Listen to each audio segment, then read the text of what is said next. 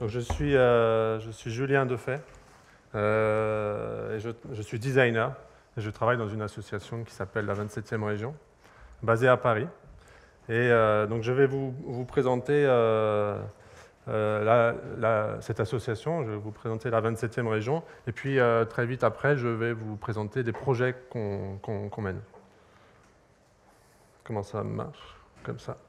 Donc la 27e région est une association qui se présente comme un laboratoire de transformation des politiques publiques.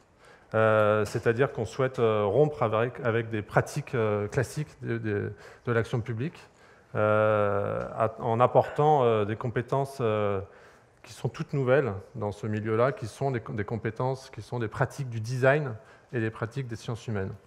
Alors, le design, pourquoi le design? Puisque, vous le savez très bien, le design est souvent beaucoup plus appliqué à l'industrie ou alors à la création d'objets qu'on trouve dans des galeries. Le design, là, c'est la même chose, sauf que c'est appliqué à l'action publique, c'est-à-dire que le design apporte des compétences en conception centrée utilisateur, c'est-à-dire qu'il va regarder avec beaucoup d'attention la manière dont les services publics sont utilisés. Il va regarder les situations d'usage pour pouvoir ensuite avoir des idées créatives. Le design aussi apporte des compétences en représentation graphique à travers des cartographies, des posters et ainsi de suite, souvent utilisés pour représenter des situations complexes comme par exemple le jeu des acteurs quand on arrive dans un domaine. Je vous montrerai ça tout à l'heure. Et enfin, le design. Pourquoi le design? Puisque une grande particularité du design est de mettre en forme les choses à travers l'image ou des volumes, ou alors des interfaces. Et donc le design est utilisé là pour, vous allez voir, pour très vite passer en mode maquette, test, formaliser les choses pour pouvoir les tester dans le réel. Et puis, pourquoi les sciences humaines? Puisque les sciences humaines apportent leurs compétences en observation sur le terrain. Et on travaille beaucoup avec des sociologues, des ethnologues qui font ce qu'on appelle de la recherche-action, donc des gens qui agissent sur le réel pour pouvoir l'étudier. Et en fait, c'est la combinaison du design et des sciences humaines et des sciences politiques qui crée quelque chose d'intéressant. Je vais vous montrer. Donc voilà, nous notre but, c'est on se demande comment, qu'est-ce qui fait qu'un service public, qu'une politique publique fonctionne ou pas. Et notre but, c'est de rejoindre ces deux mondes qui sont le monde politique et le monde administratif et les situations réelles. Et pour ça, on a des grands principes qui sont travailler le plus possible sur le terrain, passer le plus de temps sur le terrain pour observer les usages, embarquer les usagers, c'est-à-dire à la fois les citoyens, à la fois les gens qui utilisent le service public, mais aussi les agents qui font vivre le service public. Autre grand principe, c'est de tester très vite. C'est-à-dire que dès qu'on a une idée, on essaye de la mettre en forme pour pouvoir la tester et avoir des retours d'usage pour ensuite avoir plus de chances de développer cette idée avec de la réussite. Voilà.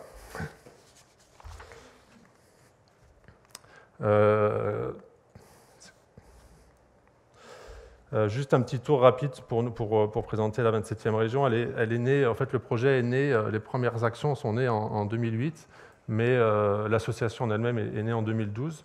Et l'idée de créer une association était volontaire, c'est-à-dire qu'on voulait être autonome. On ne voulait pas être une agence, on ne voulait pas être intégré à un ministère ou à une collectivité territoriale pour avoir le plus d'autonomie possible et rompre avec des relations de prestataires commanditaires classiques qui sont, selon nous, pas forcément pertinentes. On a une petite équipe de 9 personnes avec des compétences de design, de sciences politiques, et un écosystème autour de nous de 60 à 70 personnes, des professionnels, donc des designers, des gens de sciences humaines, des gens qui font de la participation citoyenne, et on travaille partout en France. On a un budget qui est proche du 1 million d'euros, et on a deux grandes familles d'activités qui sont la recherche-action et un centre ressources. C'est là, pardon.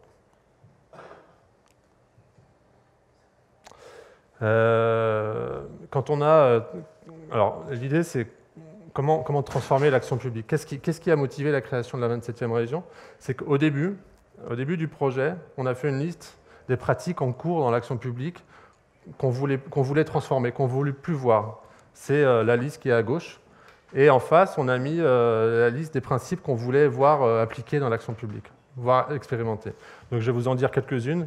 Par exemple, c'est avant de vouloir satisfaire des besoins à tout prix, essayons de partir des pratiques des utilisateurs, des pratiques réelles, et voyons où ça nous mène.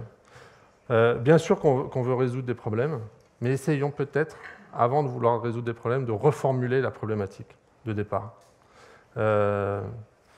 Abordons des méthodes d'innovation. L'innovation, elle n'est pas récente, elle existe depuis longtemps, mais elle est souvent convoquée de manière très spécifique dans un seul service. Nous, on pense que l'innovation doit être transversale dans une administration. Arrêtons de travailler pour les gens, travaillons avec les gens. N'allons pas chercher l'expertise à tout prix, mais faisons confiance aussi à l'expertise des utilisateurs. On parle d'expertise d'usage, en fait. Et puis, autre chose, c'est qu'on privilégie l'essai-erreur. C'est-à-dire qu'on est vraiment sur l'idée de tester des choses, se tromper, recommencer, et de fonctionner de manière itérative comme ça pour avoir plus de chances de développer les choses ensuite. À l'opposé d'une culture administrative française qui était plutôt de dire on va passer des mois à analyser la chose, dépenser beaucoup d'argent pour lancer un projet et puis se rendre compte que ça ne marche pas au final. On le prend à l'inverse en fait. Et puis, on pense que les rapports sont souvent compliqués. C'est des choses qui sont lourdes, qui sont écrites, qui sont peu lues. Nous, on pense qu'il faut changer tout ça, que l'action publique doit être capable de publier des posters, de faire des vidéos, d'aborder des choses de manière beaucoup plus désirable pour que les gens puissent accéder au travail de l'administration. Voilà. Donc nos activités, on a deux familles d'activités. Je ne sais pas comment, voilà. Qui sont, je vous disais, la recherche-action et une activité de centre ressources. Je vous présente rapidement l'activité de centre ressources. On publie des livres, on publie des articles sur notre blog, mais aussi dans des revues spécialisées. On fait ce travail-là avec des chercheurs qui s'intéressent à ces nouvelles pratiques, des chercheurs en gestion. Voilà, on intervient dans la communauté internationale, dans la communauté de l'innovation publique et de l'innovation sociale, pour échanger les pratiques, apprendre des autres. Et aujourd'hui, on est souvent en Amérique du Sud, aux États-Unis, en Europe, ici. Voilà. Donc, une grande partie de notre activité est de rencontrer des gens et d'échanger. On fait aussi des formations auprès des agents publics et auprès d'autres professionnels qui travaillent autour de l'action publique pour raconter ce qu'on fait. Et puis, on a aussi ouvert un lieu qui s'appelle Superpublic, un lieu qui se trouve à Paris. C'est le lieu où on travaille nous, mais c'est aussi un lieu où travaillent d'autres personnes, des agences de design, des agences de sociologie et autres. Et tous, on partage, c'est un lieu qui a pour but de transformer l'action publique. Et en fait, ce lieu-là n'existait pas. Il n'y avait pas de lieu neutre dans lequel les gens pouvaient se retrouver, à la fois des professionnels, mais aussi des agents de l'État et des agents des collectivités territoriales. Donc on a créé ce lieu pour créer des synergies. Et c'est aussi un lieu où on organise beaucoup d'événements. Alors soit des conférences comme celle-ci, soit carrément des ateliers de travail où 30, 40, 50 personnes travaillent ensemble autour d'un sujet. Et pour la petite histoire, un Superpublic San Francisco s'est ouvert l'année dernière, inspiré du modèle de Superpublic qu'on avait créé. Maintenant, notre activité de recherche-action, donc là c'est beaucoup plus du projet. Et on a trois programmes de recherche-action que je vais vous raconter à travers des exemples. Le premier, c'est Territoire en résidence. C'est un programme qu'on a lancé en 2009 et qui consiste à s'inspirer des résidences d'artistes et qui consiste à résider, à passer du temps sur le terrain. Donc avec une collectivité partenaire, on formule un sujet et on va travailler autour d'un équipement public. Alors ça peut être autour d'une gare, autour de la question de réinventer les gares rurales par exemple, ça peut être dans une mairie, ça peut être dans des hôpitaux, ça peut être dans des lycées. Et l'idée c'est qu'on envoie une petite équipe de 4 personnes, designers, sociologues, artistes, architectes, travailler sur le terrain, passer du temps, c'est-à-dire qu'on y passe 3 fois une semaine.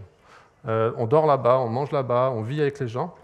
Et le but, c'est à la fin des 3 semaines, c'est d'avoir formulé avec les gens sur place, avec les agents et avec les gens qui pratiquent, les usagers, à la fois des idées transformatrices, mais aussi des tests, des expérimentations. Et la première semaine, je ne sais pas, ça ne marche pas. La première semaine est dédiée à... Ah oui, pardon. Donc on a fait 19 résidences comme ça jusqu'à présent, partout sur le territoire français, sur différentes thématiques. La première semaine, je vous raconte un petit peu comment ça se passe. La première semaine est dédiée à comprendre le contexte. Donc on va interviewer beaucoup de monde, on va faire des séances d'observation, on met en place des outils pour rentrer en interaction avec les gens.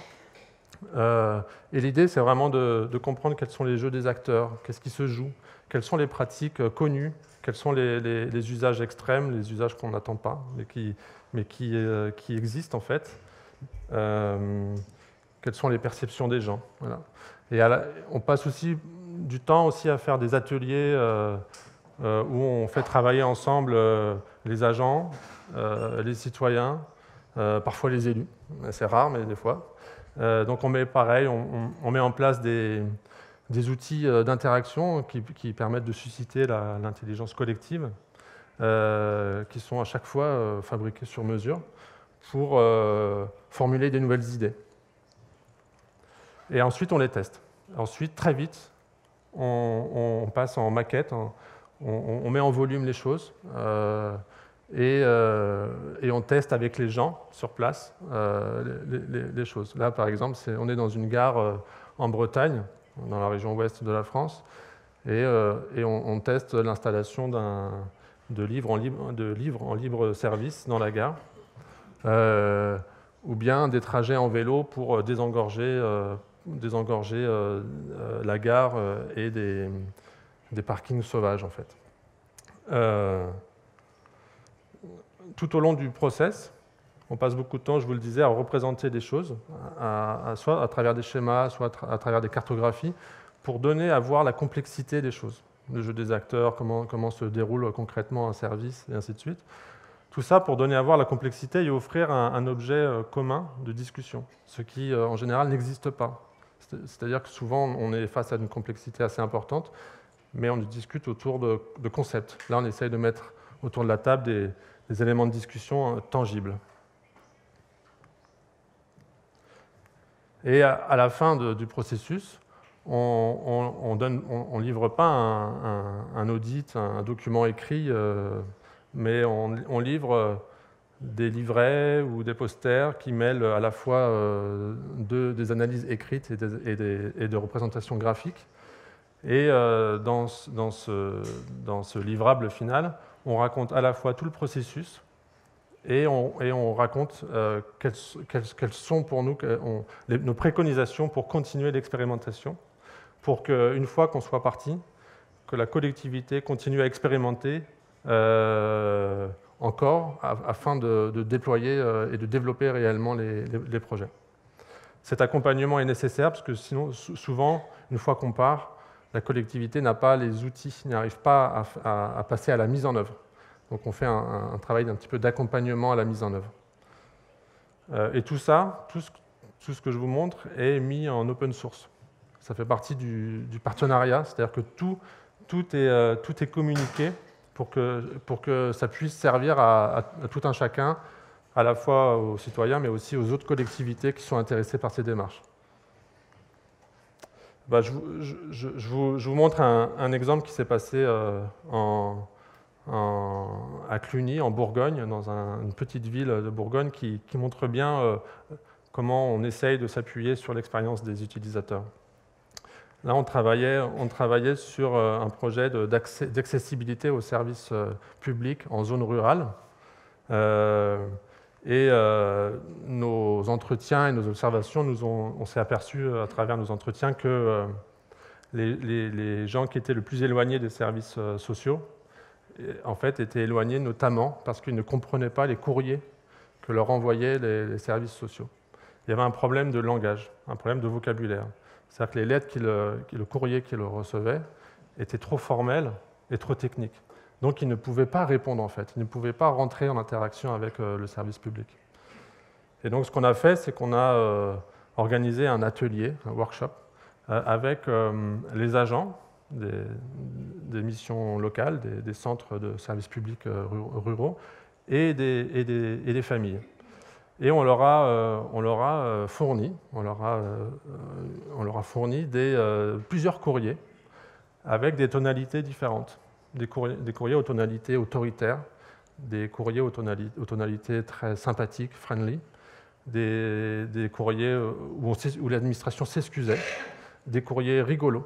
Et on leur a demandé de réagir. On leur a demandé de commenter ces courriers. Et là, surprise, les courriers qui paraissaient être les plus normaux de la part venant de l'administration étaient les courriers autoritaires. Les courriers plutôt sympathiques étaient vus comme quelque chose de bizarre. C'était louche. Donc ce retour était vraiment intéressant. Et du coup, on a pu ensuite ensemble retravailler un autre courrier, un courrier nouveau avec des formules que chacun comprenait en fait. Où on mettait de côté la technicité bureaucratique.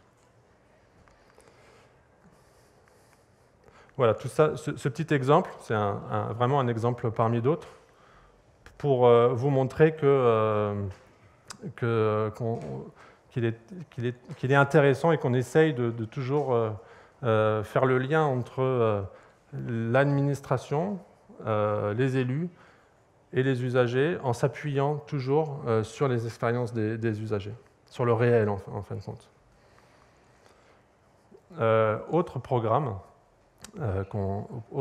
d'action qu'on mène, et pour aller un pas plus loin, après les résidences, certaines collectivités avec lesquelles on avait travaillé nous ont dit c'est vraiment très bien les résidences, mais on a envie de faire nous-mêmes ce que vous faites.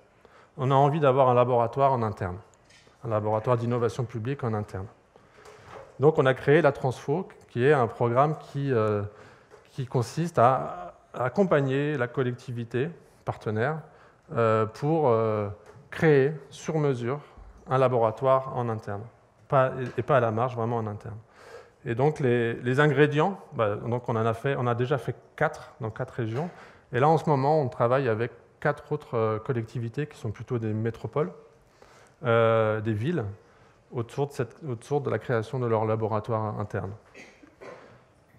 Et ce programme a un financement particulier il est soutenu en partie par la fondation Bloomberg, l'ancien maire de New York, qui mène un projet relativement similaire aux États-Unis qui s'appelle iTeams et qui consiste à faire l'innovation publique mais au sein des métropoles aux États-Unis. Et intéressé par la démarche de la Transfo, il finance en partie cette démarche. Et on échange très régulièrement entre ce qu'on fait nous et ce qu'eux ils font pour se nourrir mutuellement. Donc c'est vraiment international comme pratique. Je sais pas, ça marche pas.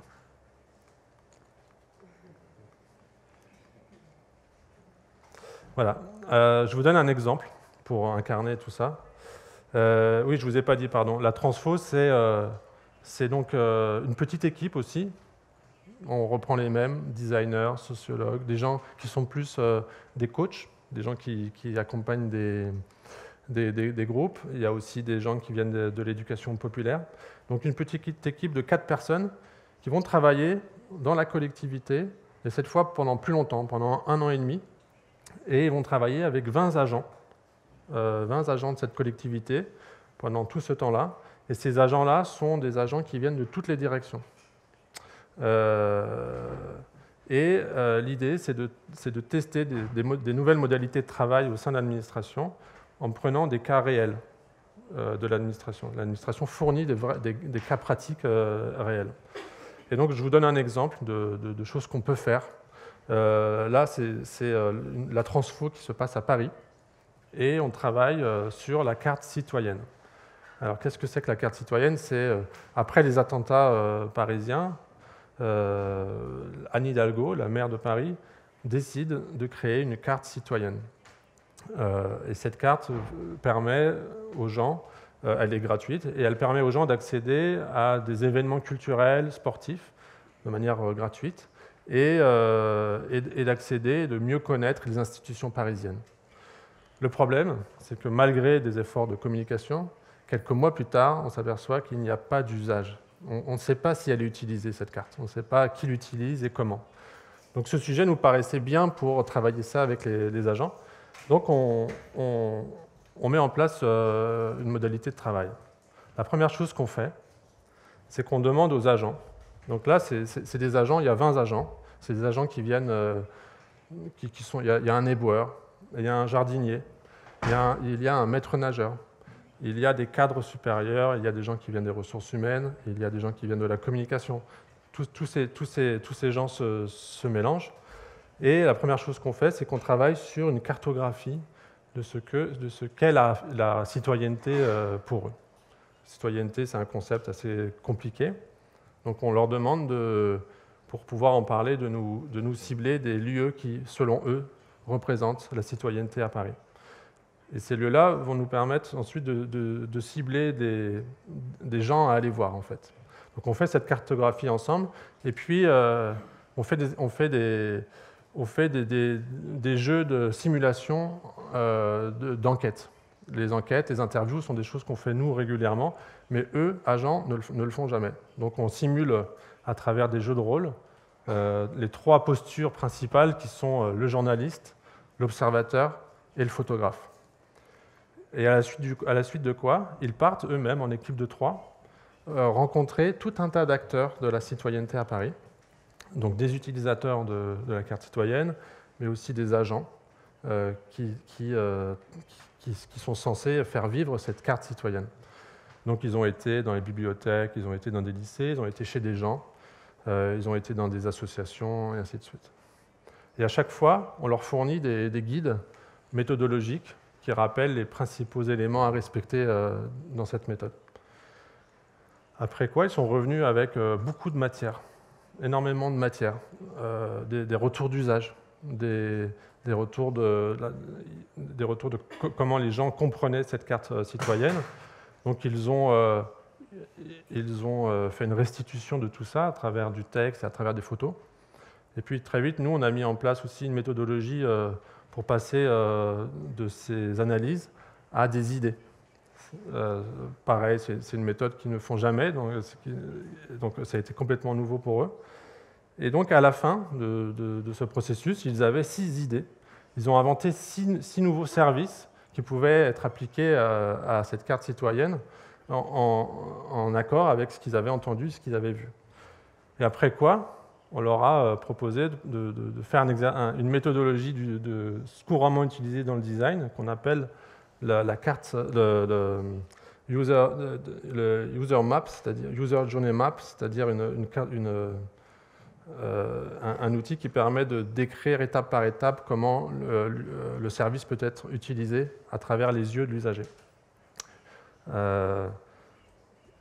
Et une fois en fait, cette méthode permet de rentrer dans le détail du service. En fait. Une fois ce parcours utilisateur réalisé, eh ben, il fallait le communiquer à travers de la vidéo. Donc ils ont fait un storyboard. Ils ont fait un storyboard où à chaque étape, ils se demandaient qu'est-ce qu'il faut représenter à l'écran pour pouvoir raconter au mieux ce nouveau service.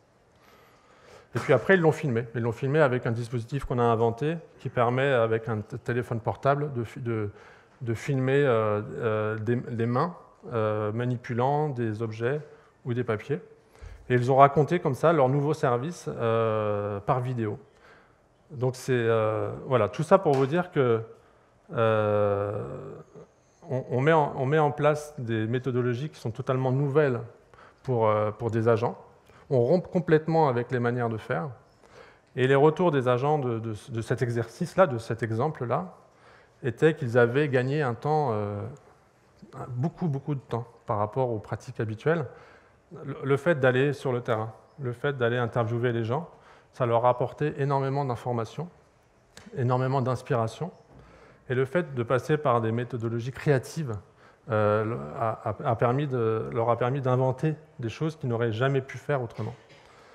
D'habitude, ils sont derrière un ordinateur où ils font des réunions autour d'une caisse, autour d'une table. Donc voilà, c'est des éléments qui sont très nouveaux pour eux. Et puis après quoi, on fait habituellement, on fait un accrochage, une exposition, où on invite les collègues, on invite les élus. Et là, encore une fois, c'est un moment où des agents rencontrent des élus, ce qui ne se passe assez rarement dans l'administration. Et c'est un moment où on raconte tout ce qu'on a fait, en fait. Et c'est souvent très intéressant parce qu'on a des retours de gens extérieurs, en fait. Et puis, tout au long de la démarche de la transfo, et en plus des exercices, des cas concrets qu'on traite, on passe beaucoup par des exercices de jeux pédagogiques autour de la question de comment on travaille en groupe. La gouvernance ouverte, c'est un joli mot, mais ça implique, dans le réel, dans le concret, de changer les habitudes de travail. Et nous, dans le cadre de la transfo, on crée un cadre complètement nouveau, qui est un cadre de bienveillance, où chacun a la parole, où chacun peut s'exprimer et où on écoute tout le monde. Et on trouve des manières d'expression qui sont à la fois à travers l'expression orale, très théorique, mais aussi des expressions manuelles. Et donc, on mène plusieurs exercices comme ça pour apprendre à faire des choix en groupe, à s'écouter pour avancer ensemble. Ce qui, dans le réel, n'existe pas, puisque dans le réel, il y a des chefs, et les chefs, on les écoute, et les autres n'ont pas trop le droit à la parole. Et autre chose qu'on fait régulièrement, c'est des séances de travail où on focalise sur la construction du laboratoire. Quelle gouvernance pour le laboratoire? Est-ce qu'il y a un lieu pour le laboratoire? Comment l'équipe est composée pour ce futur laboratoire? Et donc, c'est des temps de travail qui sont soit entre nous, avec les 20 agents, soit des temps collectifs où on invite les élus et les directeurs administratifs à travailler ensemble. Donc ça, c'est un exemple. Voilà, ça c'est la transfo, vraiment un programme interne à l'administration pour changer l'administration de l'intérieur. Dernier projet que je vous présente rapidement, qui s'appelle les éclaireurs, the frontliners en anglais peut-être, et qui consiste à faire de la prospective créative, la prospective administrative. En fait, on s'est aperçu qu'on faisait souvent de la prospective sur des sujets comme les transports, comme l'école de demain, les transports de demain, mais on ne faisait jamais de la prospective sur l'administration, sur les outils administratifs. Et donc, nous, on a mis en place une méthodologie où on traite ces sujets-là, en fait. Et on les traite à travers ce qu'on appelle la prospective créative, où on ne s'appuie pas sur des chiffres et des statistiques pour prévoir l'avenir, mais on s'appuie sur la pratique des gens et la créativité des gens pour proposer des ruptures, des visions en rupture. Et donc, je vous explique rapidement le process. On a au début formulé une quinzaine de sujets qu'on va traiter un par un. Donc, c'est des sujets comme l'évaluation des politiques publiques, c'est des sujets comme la communication publique, la relation entre les élus et leur administration. C'est comment on fait un plan territorial, un plan d'aménagement territorial. Donc c'est extrêmement administratif, technique. Donc ça se passe comme ça. On rassemble une petite... Contrairement aux autres projets qu'on fait, on ne va pas sur le terrain au début. On ne commence pas sur le terrain, mais on commence à Superpublic. Là, on est à Superpublic.